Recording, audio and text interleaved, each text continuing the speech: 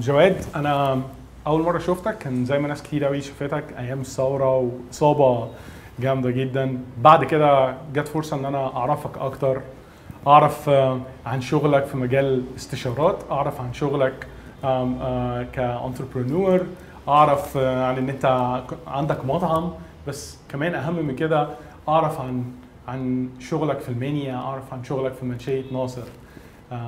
معجزة مصر صلاح جاهين كان بيتكلم عن الشاب اللي عنده 1000 عام، اللي جواه حاجات كتير قوي وبيحاول يعملها وبيحاول يطلعها. انت عندك 1000 عام؟ والله احيانا بحس ان انا يعني 40 50 سنه كده ولسه قدامي يعني فتره كبيره، يعني الواحد حاجات عايز يحققها.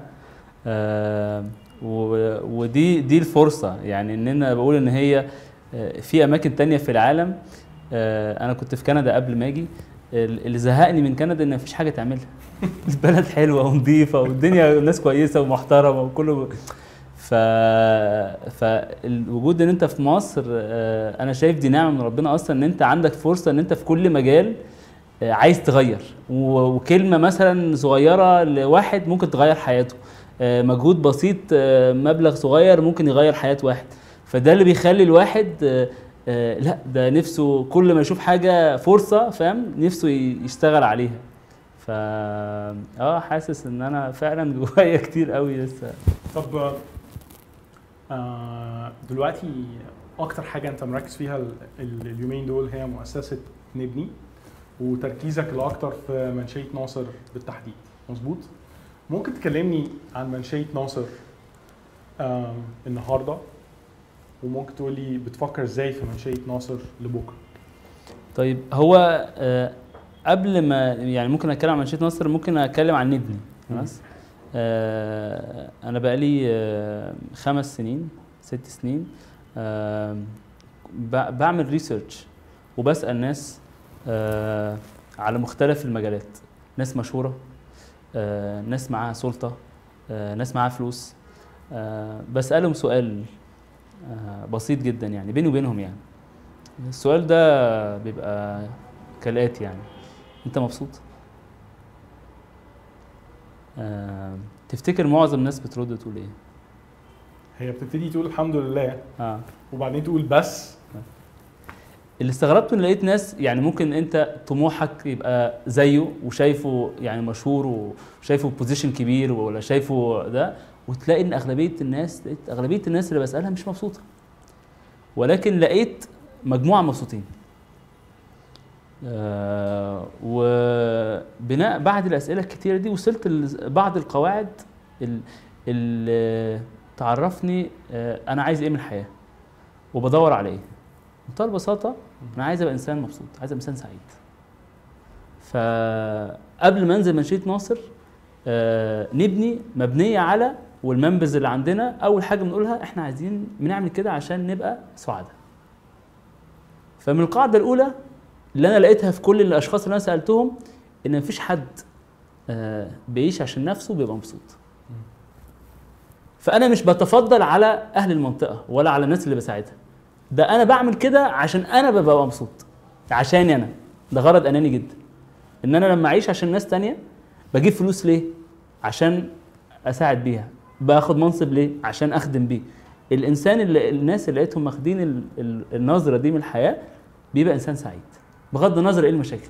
بالعكس، على فكره دي حكمه 1000 عام بجد. انت لا. بجد عندك 1000 عام. لا، انا هو ده احساسي، وده اللي انا بفكر فيه، وده اللي احنا بنتكلم عليه في الاورينتيشن. اي ممبر بيجي بيقول انت احنا بنعمل عشان نبقى مبسوطين، وهي مش مننا للناس، بالعكس، ده هو انت واجب، ده واجب. وغير كده واجب، انت في الاخر بتروح البيت بتحط راسك على السرير وبتحس احساس ادكتيف، يعني زي ما تقول ادمان، يعني احساس سعاده. ده بس انت اما بتبقى المهمه صعبه جدا، والحاجات اللي انت بتحاول تشتغل فيها كلها ليها طابع تنموي واصلاحي وبتاخد وقت طويل، ما بيبقاش فيه كده نوع من الفرستريشن او القلق وانت راجع، ان انت حاسس ان انت ما قدرتش تتحرك كفايه، او النتائج بتاخد وقت اطول بكتير قوي من اللي انت متوقعه؟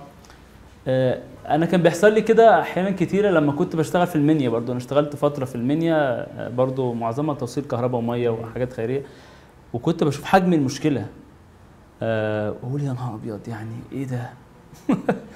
وفاكر ان انا برضو كنت اديت محاضره من كام سنه على ان الموضوع كبير والبلد كبيره قوي، وهنغير ايه اللي هنغيره. بس قريت كتاب اسمه ذا تيبينج بوينت بتاع مالكوم جلادويل.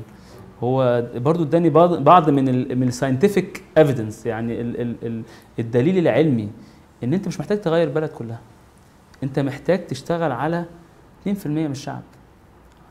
ولو غيرت 2% من الشعب التغيير هيجي، وده الثوره ده اللي حصل. التيبينج بوينت اللي هي النقطه اللي انت لو وصلت لها ممكن بالزبط. النتيجه وفي اشخاص معينه تشتغل عليها هي اللي بتعمل التاثير ده. فدي اول قاعده بتخليك كل ما الاحساس ده يجي لك، الاوفر ويلمنج، احساس ايه ده مين هنغير ده، بيتعبك. الحاجه الثانيه انا اتعلمت حاجه واحده، ان انا معلش النتيجه انا عليا السعي، لازم اشتغل باخلاص وبمجهود وبفوكس، والنتيجه هتيجي. مش شرط تيجي في حياتي، والتغيير اللي على مدار الامم كلها ما جاتش على واحد ولا اتنين هم بدأوا من اولها لاخرها، لا ده شغل ناس تانية اشتغلت. الثوره نفس الكلام، في ناس كتير اشتغلت بقى لها 30 40 سنه شغاله على حريه التعبير والراي والكفاح وده، وحصل ان جاد دلوقتي هو الوقت اللي حصل فيه التغيير. هو كلامك الحقيقه بيشجعني، لان احنا برضو مع بدايه مصر دوت بكره في اوقات كتير قوي قاعدين بنحاول نفكر ازاي يبقى عندنا نتائج واضحه ملموسه نوصل لها في اسرع وقت ممكن. اعتقد كلامك عن السعي او كلامك عن الديفلوبمنت، التطوير، اللي هو الحاجه اللي ممكن تاخد وقت، مهم ان انت تكون في الاتجاه الصح، ده بيشجعنا شويه. بس اسمح لي برضو ان انا ابقى يعني ايه طماع اكتر من كده. انت بادي في مؤسسه نبني من كذا سنه، واحنا في مصر دوت بكره لسه بنبتدي دلوقتي.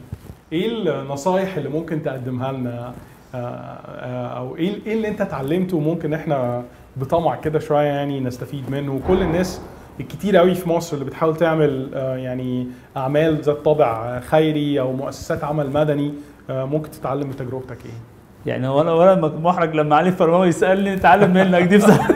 لا دي حقيقه والله. ماشي يعني دي حلوه منك بس يعني لا يعني رحم الله ومن يعرف قدر نفسه. لا احنا مش يعني مش الخبراء يعني والناس اللي هي. انت ابتديت بفكره، عملت مؤسسه، جبت متطوعين، وقفتها على رجليها، قدرت تشتغل عدد من السنين في موضوع السستينابيليتي ده، الاستمرار ده دايما بيبقى على بالنا كلنا. تحديات التمويل، التعامل مع قطاع بيروقراطي صعب. وبعدين انا شخصيا انا زرت منشيه ناصر معاك، كان معايا ابني، اقدر اقول ان انت اللي هو عايش بره مصر، انا اقدر اقول ان انت يعني بوظت له دماغه الى درجه يعني جميله. فاللي انا بالعكس انا مقتنع انه يعني انه في حاجات كتير قوي، ناس كتير قوي مش احنا بس ممكن نتعلمها منك. طب انا بقول لو بنتكلم على سبيسيفيكي في مصر، من الحاجات هنتكلم على مثلا 3 قواعد. القاعده الاولى ليها دعوه بالشفافيه والمصداقيه. خلاص الناس دايما بتحب تشوف، يعني الناس الميزه في مصر ويعني اللي انا بشوفه الناس بتحب الخير، هي ناس كويسه والناس نفسها تساعد، ولو لقت مكان امين ثقه ممكن تساعد فيه هتساعد. فاحنا اشتغلنا على النقطه دي، ان اي حد بيدفع اي حاجه احنا عندنا شغالين رسمي بياخد وصل، والفلوس دي معروف رايحه فين، وحساباتنا موجوده، وممكن تشوف اي حد عايز يشوف اي حاجه ليها دعوه باي حاجه ماديه احنا واضحين جدا، وده بيسهل على الناس. الحاجه الثانيه يبقى في فرصه للي بيشارك، خلاص مش بس بفلوسه، ان هو ينزل بنفسه يشوف نتيجه شغله. يعني انا دفعت مع مثلا عملنا مدرسه، دفعت مبلغ في مدرسه، طب عايز اشوف، تعالى انزل شوف. الحاجه الثالثه عشان الموضوع يستمر لازم اللي بيتبرع واللي بيشاركوا معاك يحس بايه، ان في قيم معينه احنا متكتمين عليها. لازم في فكر. نجاح اي كيان بيبقى حاجتين، فكر وحركه. لازم في فكر معين، قيم معينه، ولازم الفكر ده يتطبق على الارض. فاحنا عندنا زي ما قلت مثلا عندنا 5 قواعد، قيم من ماشيين عليها. انا اتكلمت على قيمه واحده، قيمه السعاده فور اكزامبل، ان بيجمعنا كلنا ببعض. بس لما نيجي يحصل اي خلاف احنا متفقين ازاي نعالج الخلاف ده. احنا لما نيجي يحصل اي حاجه احنا بنعمل كده ليه؟ نرجع للهدف الاول، الدنيا بتتصفى.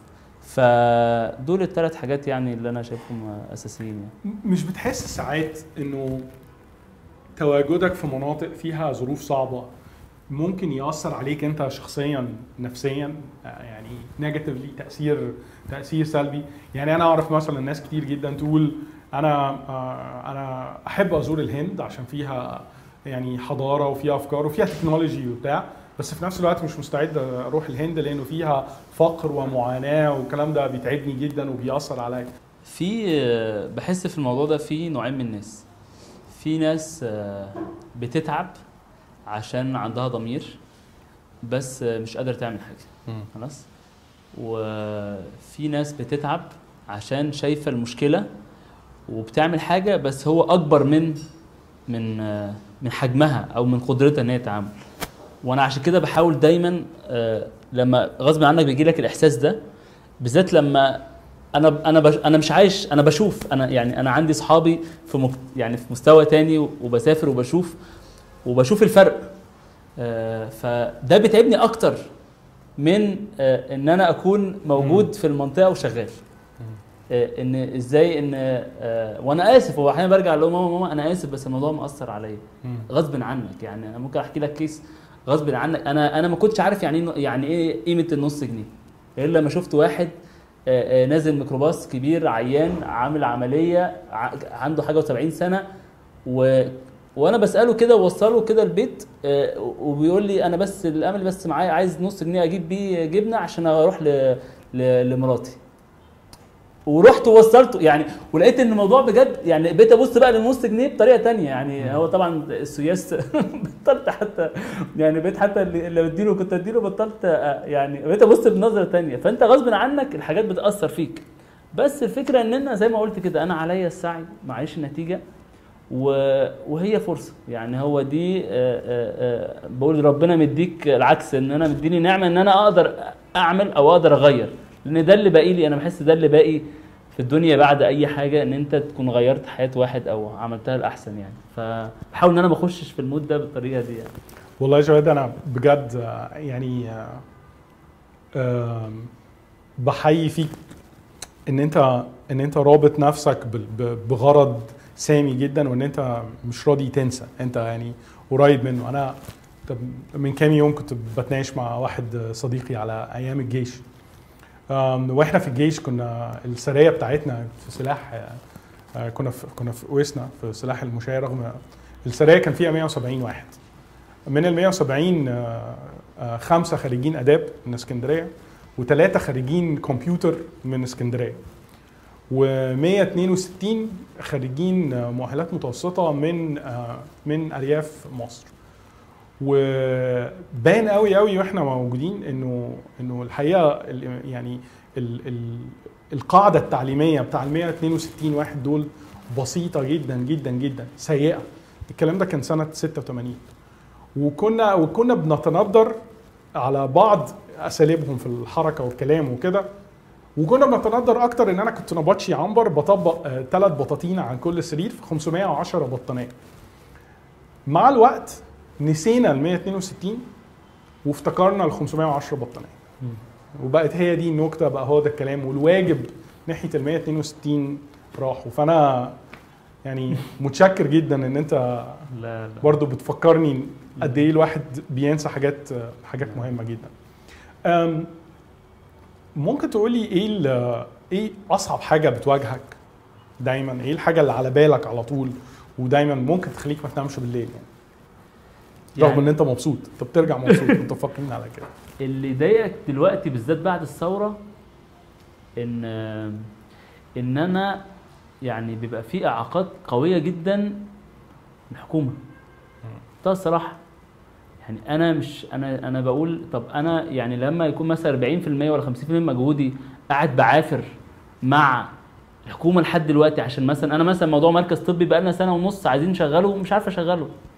اروح للمحافظ واروح لمش عارف مين وده مع ان انت جبت تبرعات جايبين تبرعات ان احنا نشغله من شركات عالميه وكده، جايبين تبرعات من مصر محليه من مصر. خلاص. يعني عاملين SMS كامبين، ناس بتبعت رساله وكلها سورس فاندنج، وما خدناش ولا تمويل اجنبي من ساعه ما بدينا. والاقي مثلا مدير مكتب المحافظ ده متهمني ان انا عماله اجنبيه وكلام يعني لحد دلوقتي. يعني ده دلوقتي في العصر اللي احنا فيه، في الوقت اللي احنا فيه. فده اكتر حاجه بتخليني بجد ارجع البيت ويعني ابقى متضايق جدا ان انا يعني شايف الموضوع اللي انا اقدر اعمله واقدر والدنيا ماشيه، ولكن الحكومه اللي انا المفروض بتبقى واقفه معايا لا مش واقفه معايا. دي اكتر حاجه تضايقني، اكتر حاجه تخليني ببقى يعني هو للاسف الشديد هو نوع من الفساد الفكري الممنهج اللي يعني هياخد وقت كتير جدا على ما نعرف نطرده من بلدنا. بس بنكسب يعني الحمد لله، بنكسب في الاخر. يعني هو بس بتعافر، بس الناس دي في الاخر يقول لك يا عم ادي له عايزه وريحه يعني ريحنا منه. فدي الميزه يعني. في مره انا وانت اجتمعنا كنا في تخرج ثانوي في مدرسه من مدارس مصر، كنا في MES انا وانت اتكلمنا فيها وعجبتني مشاركتك. طبعا انت اقرب كتير في السن للطلبه، فكنت انت بيج هيت يعني في الموضوع.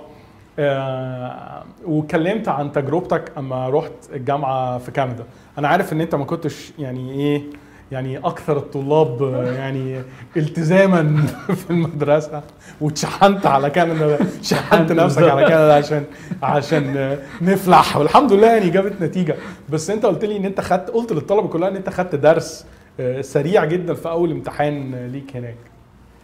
ده كان انتوا عارفين ان احنا في المدارس المصريه عندنا مهارات عاليه جدا. فانا كنت حاسس ان احنا يعني طالع على الغرب بمهارات وخبره يعني في موضوع الامتحانات ده والاستعانه يعني وسائل متعدده ان الواحد يجيب اعلى نتيجه. فكان عندنا امتحان واحنا كان في الجامعه كان كلنا عندنا لابتوبس وعندنا انترنت في الفصل. فانا قلت لما دخلت كان اول امتحان لينا، دخلت الامتحان لقيت كل الناس قاعده جنب بعض، واللي فاتح اللابتوب واللي حاطط النت قبل المدرس يجي. فقلت يعني اكيد الراجل هيجي وهي يعني يقطع النت، هيقفل الكمبيوتر، يوسع الناس. بس قاعد، فجاء المدرس ابتدى يوزع ورق الامتحان. انا ما فهمتش. انا يعني اللي قاعد جنبي مش قاعد حتى يعني مش محتاج حتى اعمل مجهود ان انا يعني بس كده وشايف يعني شايف الورق. فاستغربت جدا. قلت بقى الامتحان اللي هيجي لي هيبقى اكيد بقى اللي هو امتحانات صعبه جدا بقى، اللي هي ايه يعني ما تتغشش بقى، اللي هي يعني حاجه يعني. الامتحان جالي، ابص اول حاجه ايه ده يتغش. ابص على الناس محدش بيغش، كله ماسك ده قاعد عمال يحل، محدش بيغش. انا بقى قلت ايه يعني بقى ايه اكيد كده. ابص فوق كان في قلت بقى كاميرات حاطين ملفقين كاميرات. لا بروجيكتور مش كاميرات. دي العقليه الامنيه اللي انت بتربي عليها، بس يلا مش مهم. قلت لا مش كاميرات. قلت بقى ايه هم اكيد مركبين واحد ايه ايه يقول واد كده ايه يقول على العيال اللي يشوف حد بيغش يبلغ عنه. ابص مفيش حد ولا بيغش ولا بينجح. طب انا قلت طب يا اخي حتى الناس تتاكد من الاجابه ما تغشش يعني، حتى انت ايه. ابص واحد يراجع مع ده مفيش. فانا اتلخبطت. وشويه راح مدرس سايب الفصل وراح الحمام. انا بقى مش فاهم اسفاف ده ايه ده ايه اللي يعني ايه الشعب الغريب ده.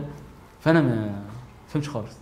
قلت بقى ايه خلصت امتحان، مش فاكر عملت ايه بصراحه، بس كان نص الامتحان اصلا قاعد مش فاهم يعني. قلت اروح اسال واحد هو ايه النظام عندكم بقى؟ امتحانات بتمشي ازاي ولا الدنيا عامله ازاي؟ فردوا ده بقى اللي فعلا كان تغيير في حياتي قوي جدا يعني. فرحت لواحد قلت له excuse me I have a question، عندي سؤال عايز اساله. قال لي sure كده. فبقول له you guys don't cheat، انتوا ما بتغشوش. بعد كده ايه وشه اتغير وسكت. حين رد يعني بصراحه فسر لي كتير من الاسلوب الحياه اللي الواحد كان عايشه، اللي هو كان غير مسؤول يعني. قال لي اغش ليه؟ انا دفعت ثمن جامعتي، لو مش عايز اذاكر اعمل حاجه تانية بفلوسي. قلت يا ابني ايه؟ ما صحيح احنا كل حاجه لو غش هيبقى بيغش نفسه. كل حاجه جايه لنا سهله، هدومي، عربيتي، مدرستي، جامعتي، مش حاسس بحاجه. انما لو انا دافع ثمن جامعتي، ثمن هدومي، ثمن شقتي، انا يعني مثلا من الحاجات ان انا يعني كان بقالي 10 سنين ساكن لوحدي، ان انت تبقى قاعد في بيتك وبتصرف على نفسك وايجارك اخر الشهر، وده هتقدر بقى اللقمه اللي اهلك بيجيبوها لك والهدوم اللي بيجيبوها لك، تعرف اللي يبقى ليها طعم تاني. فدي كانت يعني من اكبر دروس اللي انا يعني في كندا. في كندا. فاحنا المفروض ممكن نقول هنا انه جواد نابلسي مؤسسه نبني وعلي فرماوي من مؤسسه مصر دول بكره بنوجه تحيه للشعب الكندي للتغيير اللي احنا بتاعنا. جواد يمكن اخر حاجه عايز اسالها لك، يعني في لازم دايما عشان مشروع يكمل حاجه من النوع ده لازم يكون في يعني نوع من determination، تصميم، فاير. اندي جروف اللي هو المؤسس بتاع انتل كان بيقول only the paranoid survive، يعني اللي عنده بارانويا مرعبه وهوس بالاستمرار والنجاح هو اللي ممكن يكمل. انت بارانويد about ايه بالظبط؟ البارانويا بتاعي هو سيناريو كده تخيلته كده وسمعته وانا عندي 17 سنه او 18. مش عايز يكون انا خالص.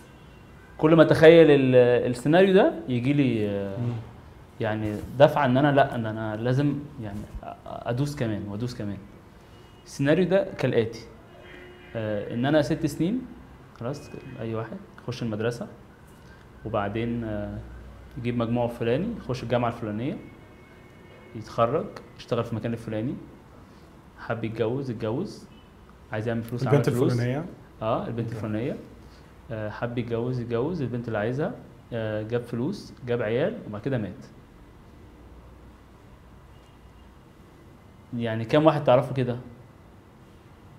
انا السيناريو ده ان انا دخولي كده الدنيا دي وخروجي هو ده، لا يعني انا مش عايز ابقى كده، وعايز ان يبقى فيه يعني انا يعني ما بحبش كلمه انا، بس يبقى ليا بصمه، لا وجودي زي خروج، يعني مش زي خروج، يبقى انا عملت حاجه فادت البلد، عملت تغيير معين في حاجه مجال معين، والكلام ده انا مصر اعمله وهعمله ان شاء الله يعني.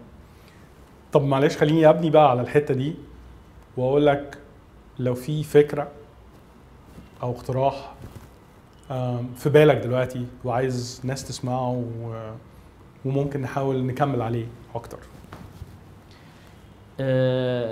يعني في اقتراحات كتيرة جدا، يعني على حسب بكلم مين. انما في حاجة احنا ناويين نعمل كامبين كبيرة اسمها، من الحاجات اللي شفناها ما احنا نزلنا على الارض، لان من اكبر مشاكل يعني ما فيش مشكلة واحدة هي، بس مشكلة كبيرة التعليم.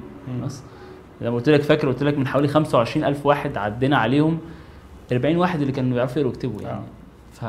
ومن مشاكل التعليم بغض النظر عن النظام التعليمي والكلام ده كله، اللي هو تلاقي ثالثه اعدادي ما بيعرفوش يقروا ويكتبوا، ده الاغلبيه خلاص.